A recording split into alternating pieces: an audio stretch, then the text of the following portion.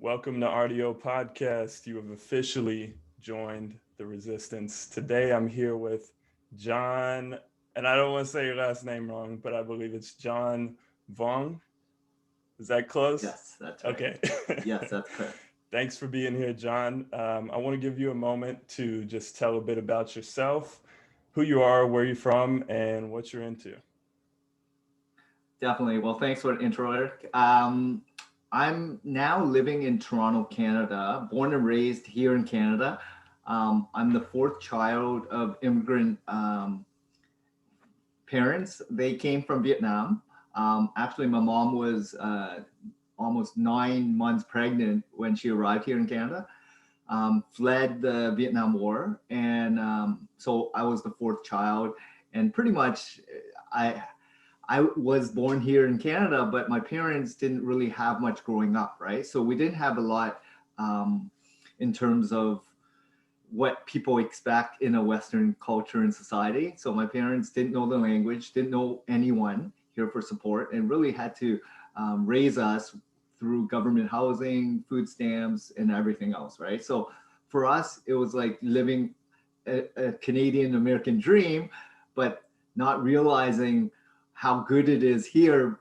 Because when I did go back to Vietnam 2 years ago with my mom, I understood what the sacrifices they made to come here was. So it's kind of going full circle. So this is 40 years later, right? So for me, it's been a great journey living here. 8 years ago, I started a company, a small business, where I'm now helping business owners with search engine optimization in particular, built a team around that to kind of give more, I guess, visibility, letting people understand like the potential of how Google can really impact their business and help them generate more sales, leads, and conversion, ultimately giving them better return on investment. But prior to that, I've studied business finance. I've worked all my life. I have learned a lot over the years, and this is a long, long journey of life. And people will kind of understand like it doesn't just happen overnight. It takes years and years and decades to really harvest your skill set and expertise to get to a certain point in life where then you're content and satisfied with the outcome. Absolutely. So it always looks like overnight, though, doesn't it? They see the moment where you make that transition when you start reaching that level of success from all the hard work you've put in, and then it looks like Yeah. overnight. So they think, oh, he just got lucky or whatever, but they don't see that 10 years, 20 years, or however long you've put in to your craft and to your business and your life. So, what is the single most important thing you've learned along your journey? Um, I mean, every along the way, I mean, I would say there were a lot of key moments that kept me going, right? Okay. Because when I was young, it was all survival. It was really family bond, taking care of another because we didn't have support. We didn't have a lot of like community support. My parents didn't know the language, let alone try to have good family neighbors and understand community, how important it is, as important it is as I know it is today because I've lived and bred this culture. It's a little bit different when you're thrown into a culture, not knowing Right. anyone and the language, and trying to just survive to ensure that we had food and shelter, right? So at an early stage, it was hard work. I was doing newspaper route early days. I think I was 9 years old, but really just to support and help out with bread, milk, and food, right? For Yeah. with the family. And then over the years, like before I hit my college university age, I worked at like 20 or 30 different jobs from waiters, newspaper to every fryers to you name it, line work, landscaping, factory, you name it, I've kind of done it. So just to realize like ultimately what do you want to do growing up, right? Because you're young, you don't know what you don't know, right? So you're out there learning, experiencing, and I was ultra curious at that time, and I still am today, right? And that's what motivates and drives me. And then throughout the college, university stage is trying to fit in, right? You're trying to mold yourself and understand what life is really about. Because at that time, I took public transit. Everyone around me had their own vehicles, had their mobile phones. I didn't even have a pager, let alone a Yeah. mobile phone. I couldn't afford that, right? And I was working to support my kind of just room and board and food, right? So I didn't know how 80% of the population at the campus was living, because I was kind of just studying and getting by, right? So all these moments were inspirational for me, because I've always wanted to figure out what these other people was going through, right? And then finally I got my first job, and I was able to then buy my first vehicle, rent my own room, right, in a house. All these things were moments in my life, and they were milestones. So I always had little goals. And I know how it felt when you don't have much to now you having more choice, more of anything that I've always dreamt of. Like going through that whole stage of life, it gives me a good perspective, and it gives me an understanding of like what it's like when you don't have much versus what it's like when you do have something, right? And I'm ultra grateful in the sense that there's been so many people along the way, so many moments that help me guide me to where I am today. So it sounds like for you, one of the biggest keys is that perspective, that perspective that you have from actually living both sides of life, being in that struggle, going through it and really coming up from, I don't want to say nothing, but like from scratch, from zero, from the ground up. And that's something that's really powerful. And I'd like to go into further with you, because that ends up tying into who you had to become to make that transition along the way. There's certain intrinsic values and things that have to occur for you to overcome that uphill battle. And I know that personally myself as well. Similar similar background in a lot of ways. And it's just it's something that I think people can take with them no matter where they start or where they come from. They can always take these values, apply them to their life, and end up making that progress. So first of all, I want to commend your journey, your struggle, your process, and what you're doing. Because if someone started at, let's say, if we just put this linear on a number scale, and difficulty level starting at, someone starts at a 10, and the lower number, the harder it is, and you start at 0, you had to work that much further just to get to that point where someone else is starting. So it says a lot about what you have going on and the persistence that it takes to make it through that struggle and actually be able to envision more. So what are some of the key values that you've cultivated over this time? How do you orient your focus towards your future goals? Yeah, I think the key thing in life I've learned is just relationships mean everything, right? Your core values are what bonds you and molds you as a human being, right? So for me, it's all about like family, trust, responsibility, integrity, all these things that are of the most importance when it comes with family, right? So we didn't have much growing up, so it was just us, and people don't understand until you are living it, and it's hard to explain to someone if they never lived it before.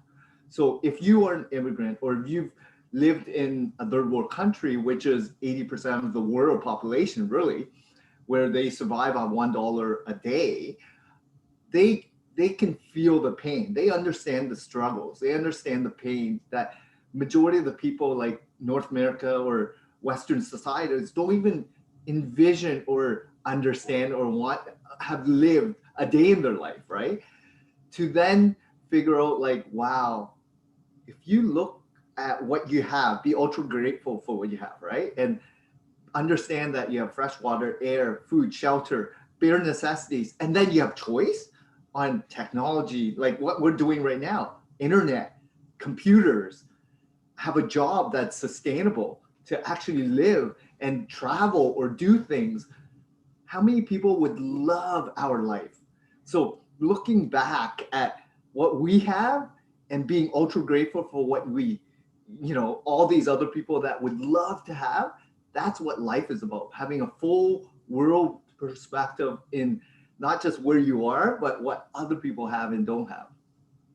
I think that goes back to that perspective. It's like some people don't even realize that those things are blessings, privileges, however you want to look at them, conveniences, like the infrastructure, both in terms of utilities, Yeah. resources, Yeah. and then economically doesn't exist in a lot of the world. Like Yeah. that's why people come here, for that free enterprise, for that opportunity.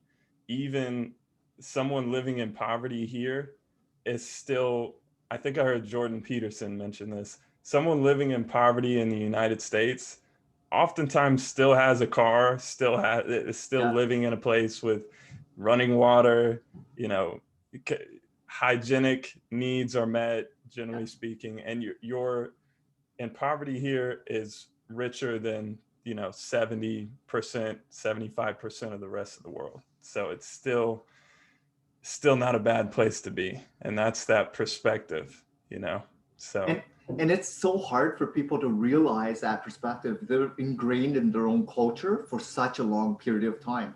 yeah. So one of the things I always advise people, if they have the ability to travel to not just Western cultures and countries, but third world countries Yeah. like Africa, South America, going to Asia in certain parts. Like that's where you really get grounded by what you have and what people are kind of living like on a daily basis. And if you ingrain yourself in that culture, live there for a week, live there for a month to see what really it's like, to then have a better idea of what you have when you go home and be Yep. super ultra grateful. Like that's what I want to do. Like my son's a little bit younger right now, but when he gets to of age, that's the first thing I'm going to do. Let's go for a week. Let's go for a month and stop asking for toys. Stop asking for things that don't really have a lot of meaning. Like I've been Yeah. trying to teach him about giving, and there's so many other people in the world that would love just food, like having a steak once a year or in a decade. That's like amazing for them, right? So just that, those little things will make a big impact in someone's life. Yeah. How old is your son? He's 5 right now. Okay, same. Yeah, my son is 5 as well, and I'm trying to do the same with him. I'm like, listen, the complaints about food. I'm like, no, you don't understand. I didn't even have I didn't even have food a lot of the Yeah, times growing up. yeah, You're not going to sit here and complain. So it's hard. That's another it's another struggle in itself, right? That comfort, having everything you need is a challenge of its own because they don't know firsthand. So and that's yeah, where as a parent it's all about parenting, right? How do right. you Yeah. ingrain them with the core values of you don't want stuff, it's like survival, and there's more choice than they've ever had living in Yeah. a Western culture, right, in society. So there's a fine line because their peers and colleagues in school or friends, they have all these toys, they have all this stuff, but do they need it, Yeah. right? So as a parent, you want to let them live a life that you've never kind of lived before. But there's also like the upbringing, because if you kind of give them everything, they'll never learn how to earn it themselves, right? Yeah, absolutely. And I think that's something that really shapes our culture and our, not just the United States, Canada, but literally across the whole world. We take for granted our role, our personal role in shaping the landscape. I mean, the business landscape, the cultural landscape, what we're doing personally, whether you're a parent or not a parent or whatever you have going on in life, what you're doing right now is actually reshaping the landscape of society. So that's that's something that, when you understand that, you have the freedom to not only reshape your life, but decide how you want to have an impact on the rest of the world. So describe one or more disciplines that you kind of practice in your day to day. What are some things that keep you on track? So a couple of years ago, I read the Robin Sharma 5 a.m. Club. I've been waking up early, meditating, Ziva meditation, having this gratitude, just learning to really self-reflect, understanding what I have, looking back at my life and taking care of myself, right? So once I take care of myself, I'll be able to have a better mental clarity and mindset on the rest of the day. So waking up early, that's my alone time. I read, I meditate, I'm ultra grateful. And then I started with just eating healthier and all that stuff. So for me, it's all about like, once you have mental clarity, then you can focus on what truly matters in your own life, right? As much as my business means everything to me, there's people in my life that mean the world to me, right? My mom, my family, my friends, the relationships that I harvest. And I touch base with people, right? Just to check in to see how things are going. Like that alone is a lot of things. People get so distracted with media, television, social, all these things that really don't matter, right? I'm not connected on social at all. I have no interest in trying to chase likes, shares, comments, with all that other stuff. There's no there's no room in my life for that. So instead, I do things that are ultra important for me, which is running my business, taking care of my staff, my clients, people, my vendors, the communities I'm part of, I mentor, I impact, all these things that really matter.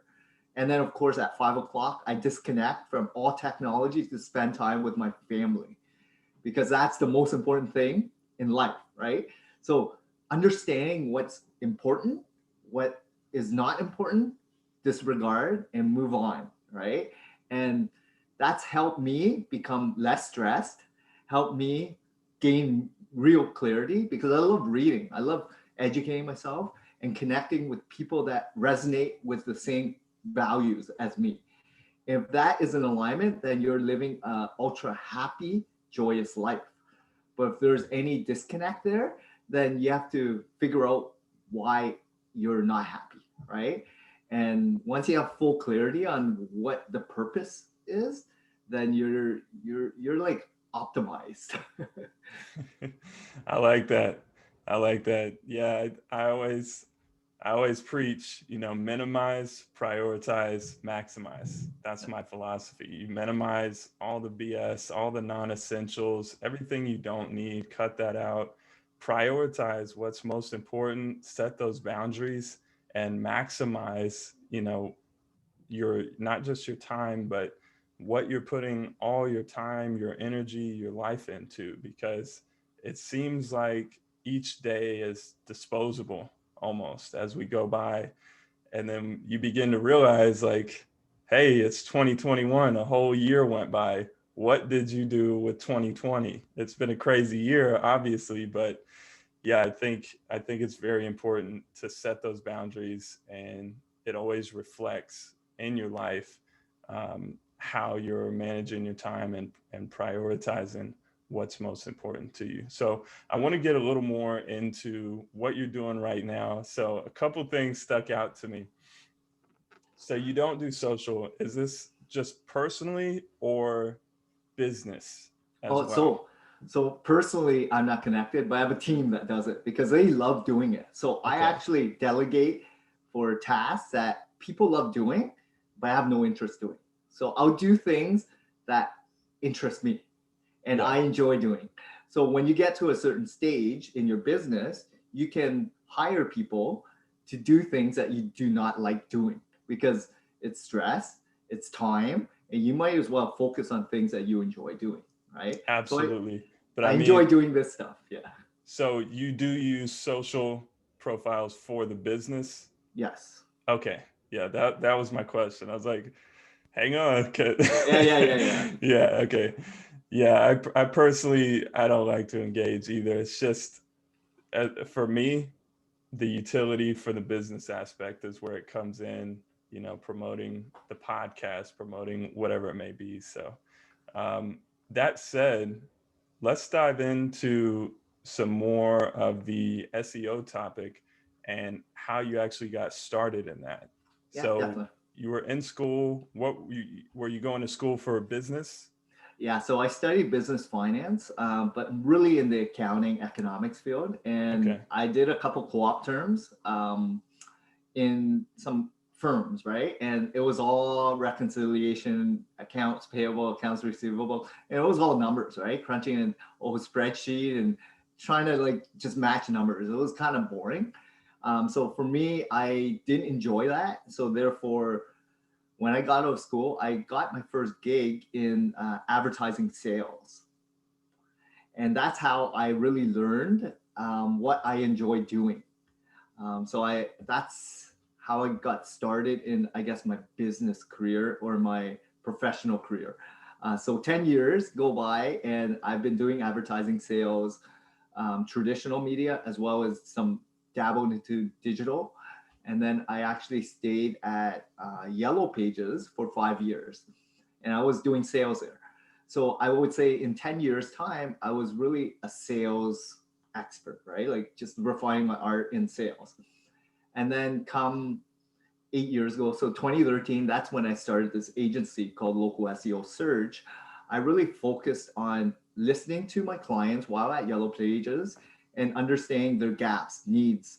And they basically advised me that they were no longer happy at YP. They were spending a lot of money, not getting good ROI. People were changing their behavior in terms of how they search and seek out their kind of business, and therefore Google was the dominant player. So for me, I either continue with sinking ship, or pivot and work for another corporation, digital maybe, or try something new. So that's where I had the, I guess, backing from my wife and support, and allowing me to try to do something, make a difference in these business owners who gave me clarity. Like there's a gap, there's an opportunity for me to fill the gap. So I just had to go out there and do it because I had no experience knowing how to optimize any website. I had no technical background. I was a sales rep. So for me, I went out there, sold, and then I have to figure out how to perform. And I've learned in the last couple of years what I needed to do, build a team around it to really maximize the return on investment for these business owners. That's awesome. Yeah, I mean, as a business owner, I've tried Yellow Pages. I've tried probably everything out Yeah, there.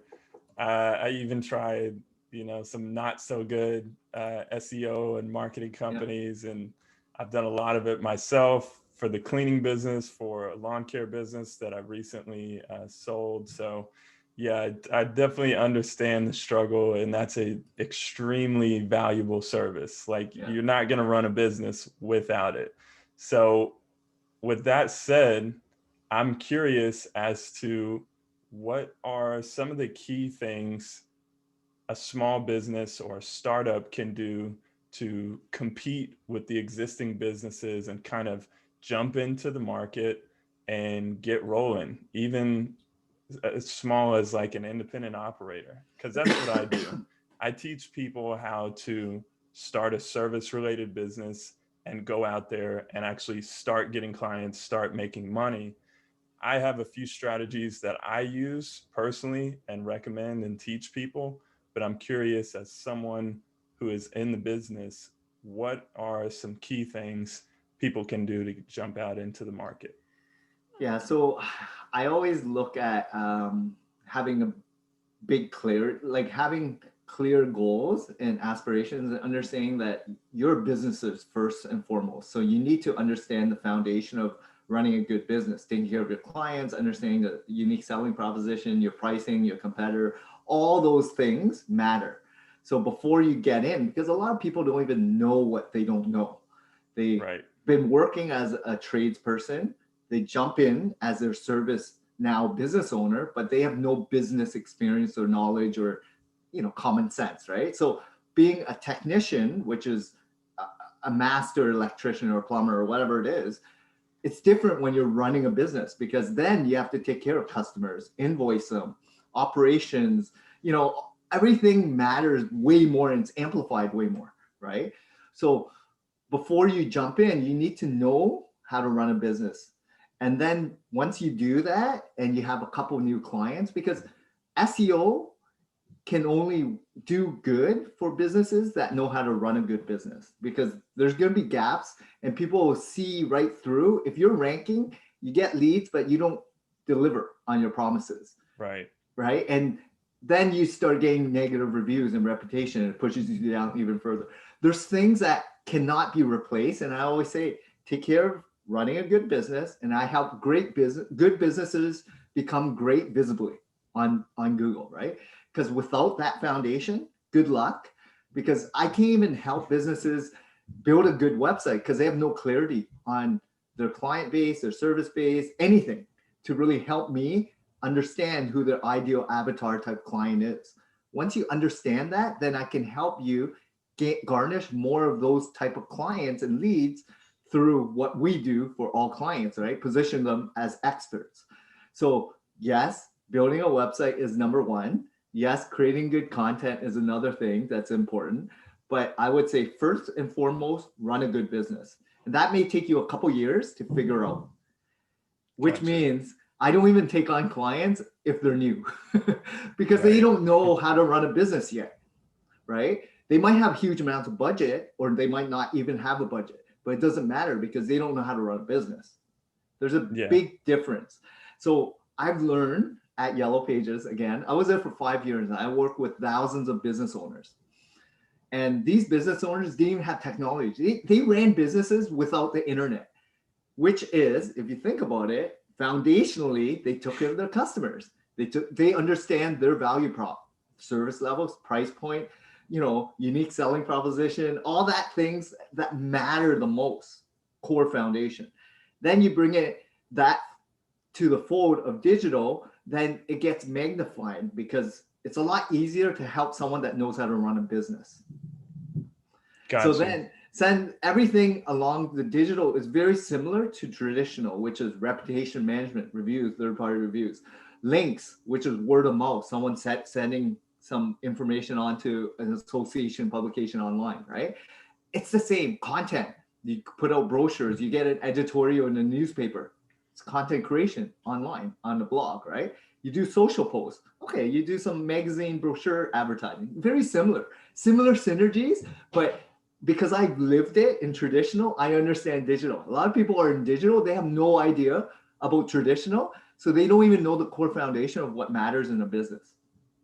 Right. Those foundational principles on how to, like you said, first of all, having the foundation of your business intact, which is why most businesses fail within the first 2 years. So, yeah, I think what you're bringing is a lot of value in an area that is full of mixed expectations and sort of it's sort of an unknown, especially for a new business owner.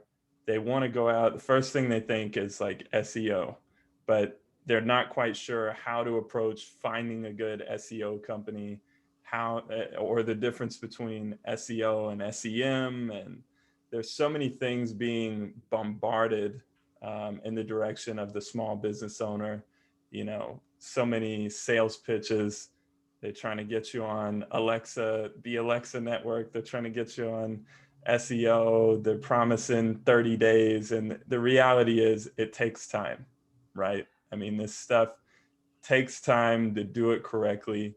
How can people, obviously I want to, put your info out there so people can get in contact with you, but also you can only handle so many clients. How can people across the US, across Canada, determine who to partner with for Yeah. services like this? How do they find a good provider?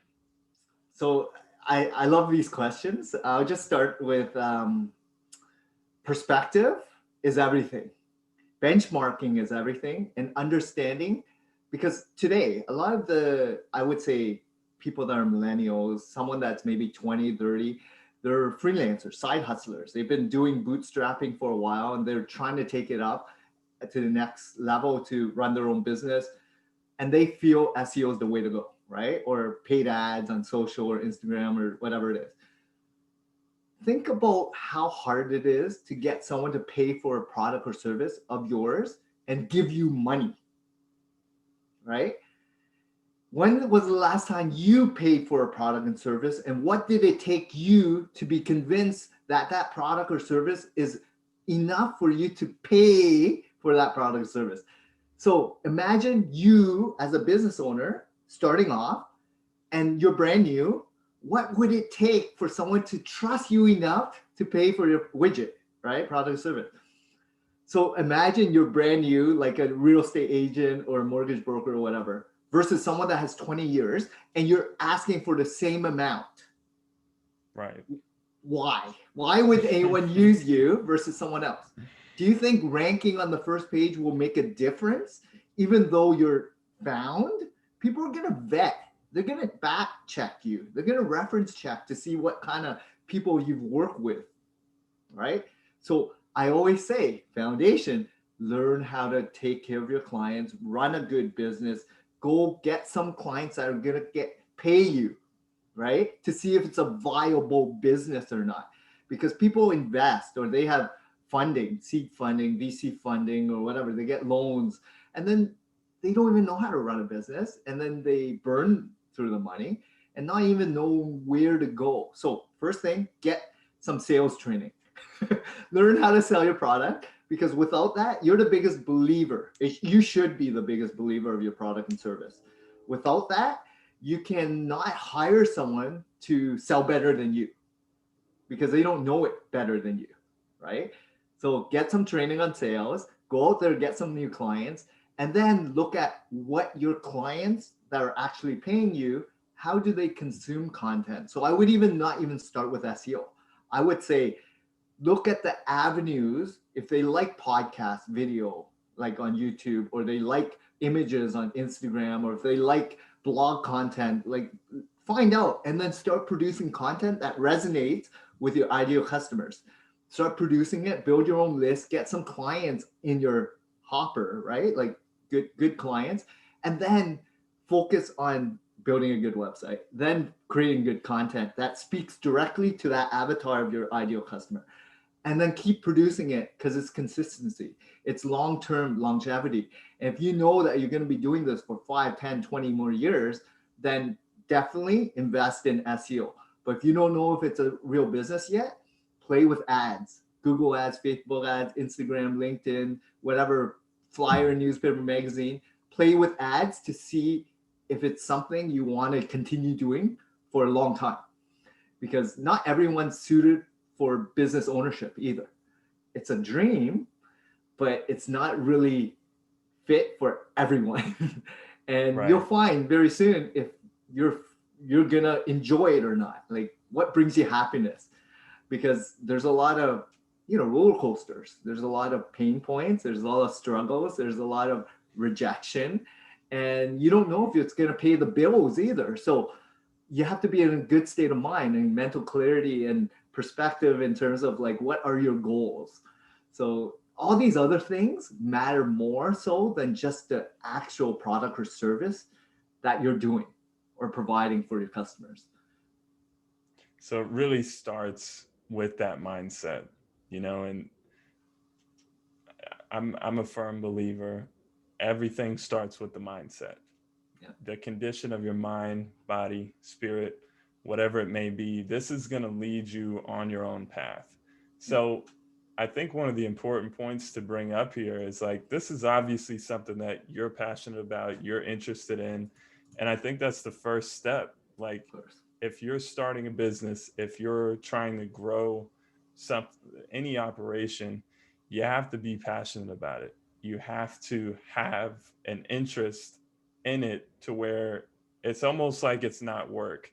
because you're gonna be wearing so many hats in that process. That is the work. So make sure the industry that you're in is something you actually enjoy doing day in and day out, all day long. So that's an important point.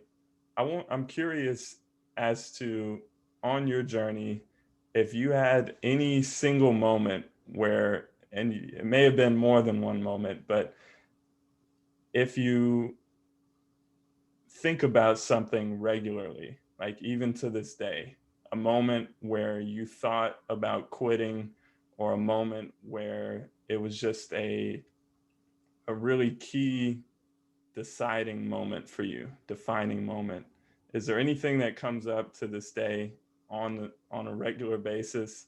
Maybe something you think about when you wake up or before you go to bed, about your journey and this process that brought you where you are today?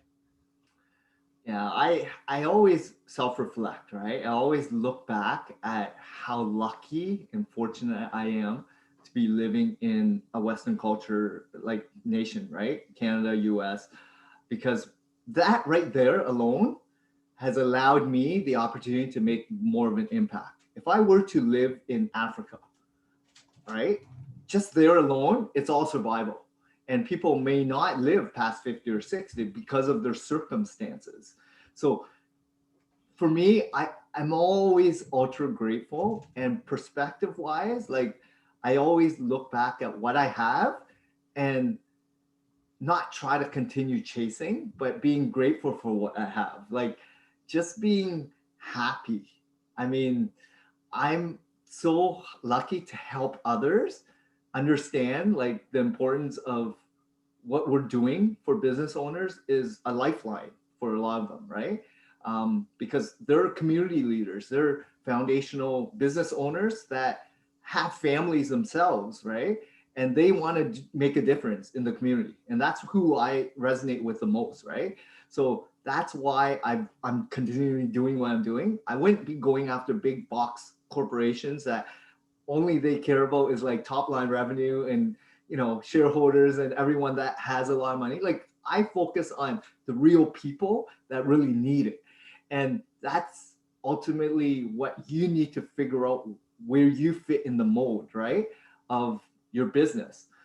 I never chase money. I never chase that big shiny gold star or whatever.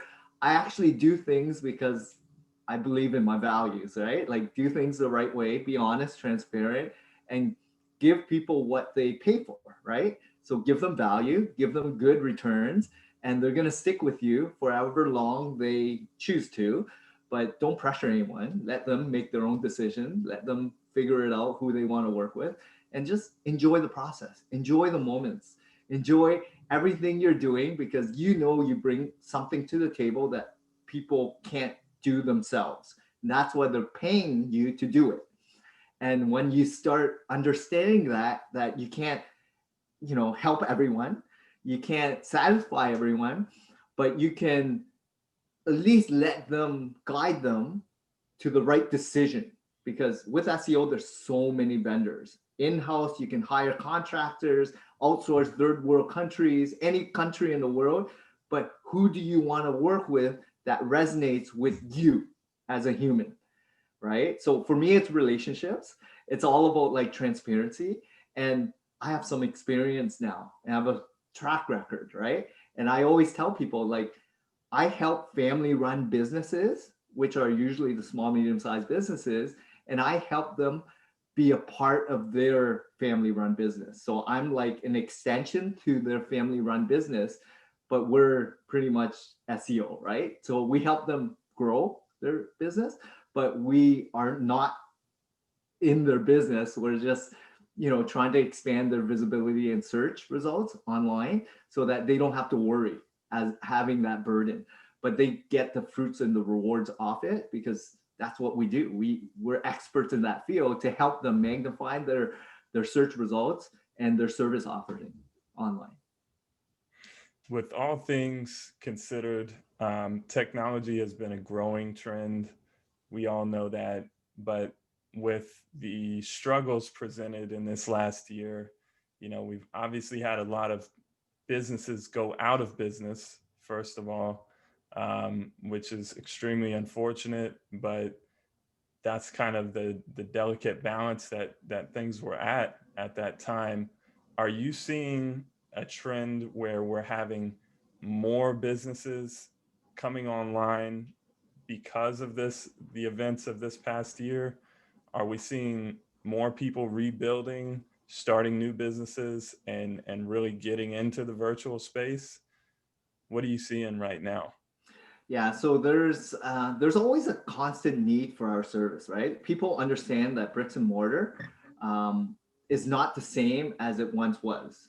People aren't commuting, people aren't traveling as much as they used to, because here in Canada we're on lockdown again, right? And certain parts of the world are on complete lockdown. So people are spending more time on their smartphone in front of a computer, doing their own due diligence. Shopping behaviors have changed, and understanding who your customers are and how they consume your product and service is utmost most important for you to pivot accordingly.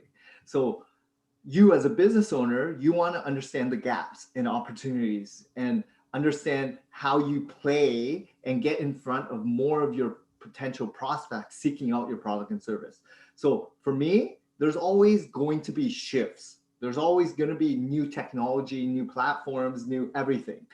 And for right now, I believe search is still the number one place when people are actively looking for your product and service.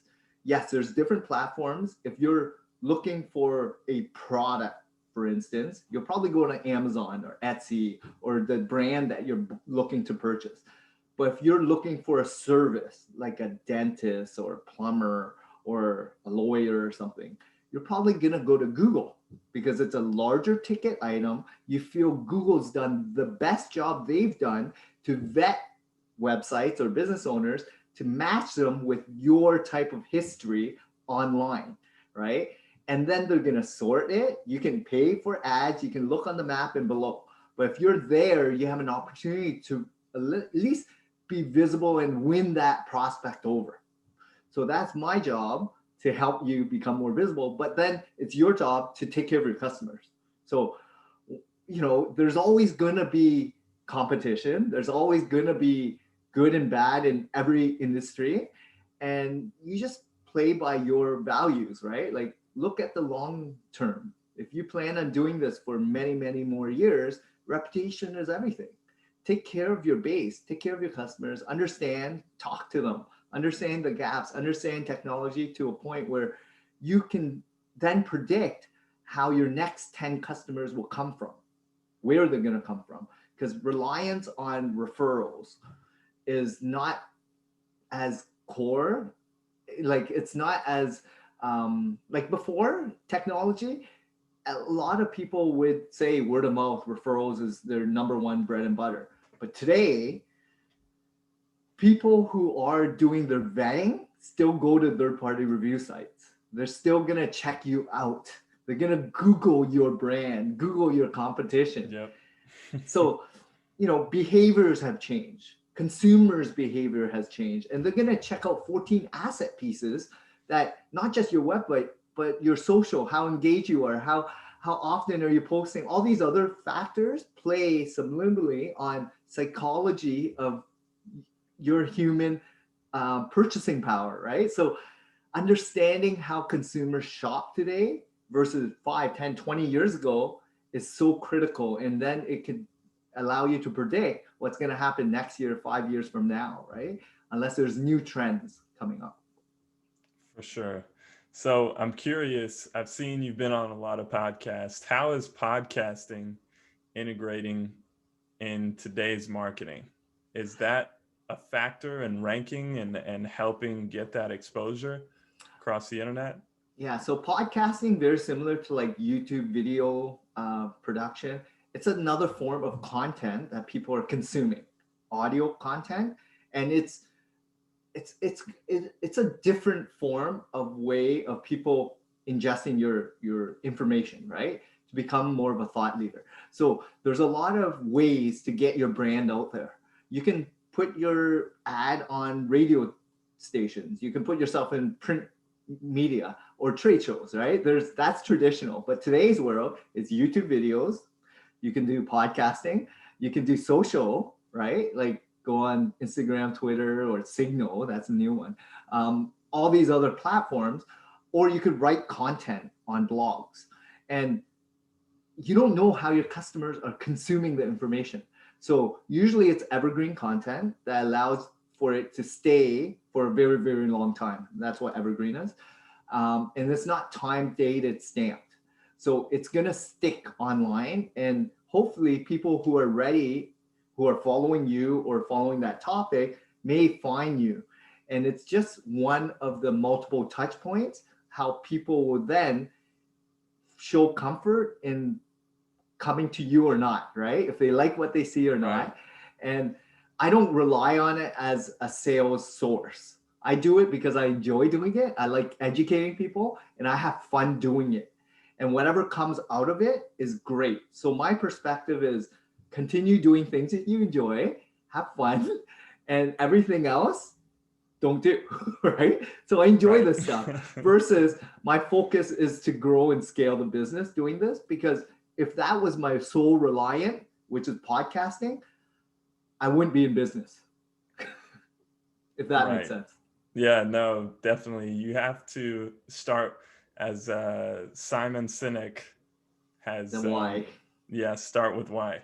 You always start with why, and you're playing the infinite game. I don't want to, I'm giving credit to him. That's not my stuff, but it's such a key bit of information that I had to share it there in that moment, because too many people start with the money, they start with the status, or, whatever it may be.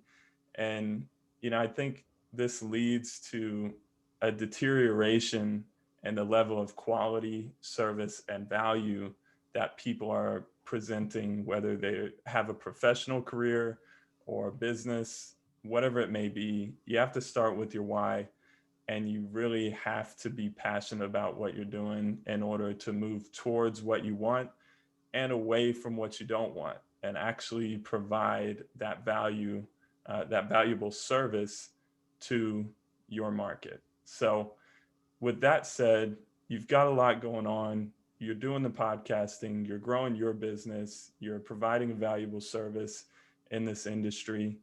What are three things you'd like to accomplish in the near future? Yeah, so right now I'm still working on a book. So I've been working on it for over a year now. This year, actually, I've planned and I've joined a lot of different communities. I probably have 6 to 8 communities that I've joined to really understand what it means to be a part of something that really resonates with my hobbies or interests or whatever it may be. Because I love health. I'm a biohacker. I love other things, like I love traveling, I love SEO. All these things resonates with me. So I don't mind spending time learning from people that are like-minded, right? And eventually I want to build my own community of like-minded individuals, right? Because that's what ultimately it is. Finding something of commonality and having fun with people that resonate with you. And that's what people all over the world need more than ever. That experience, the relationships of people that are, connected and digitally or in person, eventually more in person. But yeah, community build, writing a book, and eventually get back on stage, right? Like I love speaking, public speaking. I've been doing a lot of podcasts because I can't travel. I can't go out and do Right. some presentations. And this allows me to learn and hone down my skill set as well. So I do it for certain reasons, like get better. I'm 2 years ago, I didn't know anything about podcasting. I just started doing it and just got better after doing hundreds of episodes and learning what I like and I don't like and get better. Just like in sales, right? Without practice, you'll never be good. But at least you jump in and learn from the greatest or best, get some training, keep doing it to hone down your skills. So when you say communities, what do you mean exactly? Is this like, Facebook group, or is this like actual Oh, yes. close knit kind of thing? what kind of communities are you into right now? Yeah, so paid communities, memberships. So you're Okay, paying $500 a month just to be a part of different groups, right? That gotcha. are like-minded. So maybe in that group, there's a couple hundred people and they're all over the world, but they at least resonate with you because they're committed, they're paying, and they have something in common, which is whatever it is that that community offers, right? So you're adding value, you're bringing in people that are like-minded, willing to pay to be a part of something. And that's where you feel like that's the connection that the world is missing today, right? Because if you used to go to real live events, well, nothing like that is happening today, right? Right. So you might as well learn how to do it online. And yes, there's going to be online webinars and shows and stuff, but it's not the same. Yeah. So you've got the book on the way. What can we expect as far as release date, and what kind of book is it? Yeah, so the book is still up in the air. I did a first draft, but I wasn't happy. It took me a year to do that. It just, for me, I'm not sure, like mental clarity of what I want to publish because I'm all over the place. I have a lot of interests, I have a lot of hobbies, I have a lot of different ideas. And yes, I can take the direction of SEO, but I also love the optimized life kind of perspective because not just business, but family is a huge pivotal part. Communities, health, relationships, experiences, all these are so pivotal, right? In every person's life, spiritual. There's so many different directions I can go. And I believe in all of it. And that's why I read and consume so much information, right? Yeah, It's just, there's so much. And I just enjoy it. Like I don't do it for money, right? I do it because I enjoy doing it. And it's one of those things in the bucket list, like traveling. There's a lot of places in the world that I want to travel to. And it's just I have the luxury and choice to do that now when things open up. But be grateful for all these experiences, right? for sure.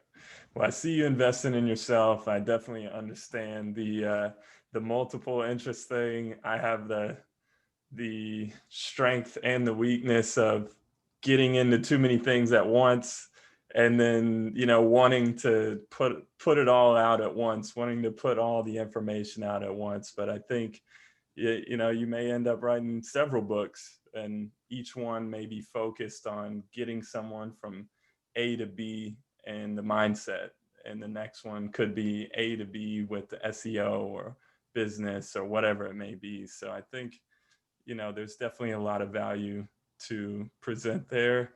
And I also see that, excuse me, in the in your marketing, in your website. I had an opportunity to just kind of see what you're about. I know you guys reached out and we were kind of in communication for a few days, but I knew once I saw you on a few podcasts and things like that, I was like, okay, yeah, this guy's cool. He's kind of, on the same vibe there.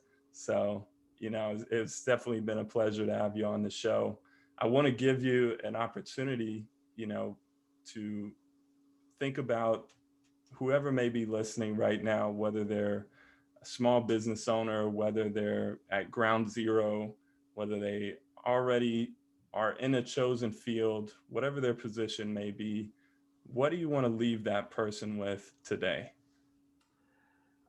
I would tell anyone who's starting their business to go and do something, right? Like stop procrastinating, but start doing. Go out there and figure it out. Figure out from people that have done it before, volunteer, get some free experience, which is don't expect people to pay for your services if you have zero experience. Go out there and learn the art, the trade, understand what needs to be done to become a successful business owner.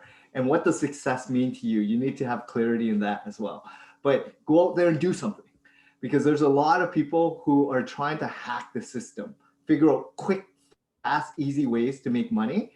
And if you have long-term perspective and long-term goals, then there's no short-term wins that's going to happen given to you. You have to earn everything that is out there, right? And just like in life, yes, there's lottery winners, but that's one in a million or a couple billion, right? There's great athletes in sports, but they've been working at their art for many, many years, and they have a very strong skill set, athleticism or whatever skill. So if you're the average person, it's hard work, dedication that really pushes people. So go out there and do something. I mean, that's key advice. You have to take action. There's no shortcuts. There's no little, $50, $100 program or whatever it is that you're going to buy that's going to take you from 0 to 30,000 in the next Oh, 4 weeks.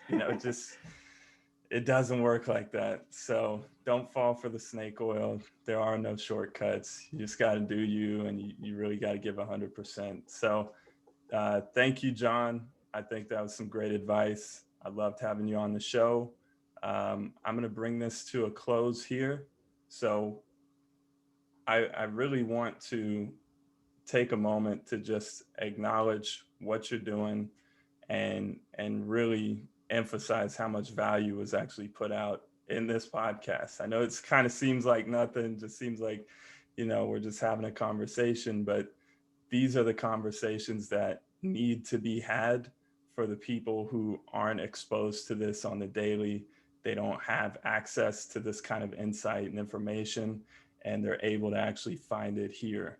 So I do want to give you a chance before we close out here. Where can people find you and your business and, your social, your website, whatever it may be?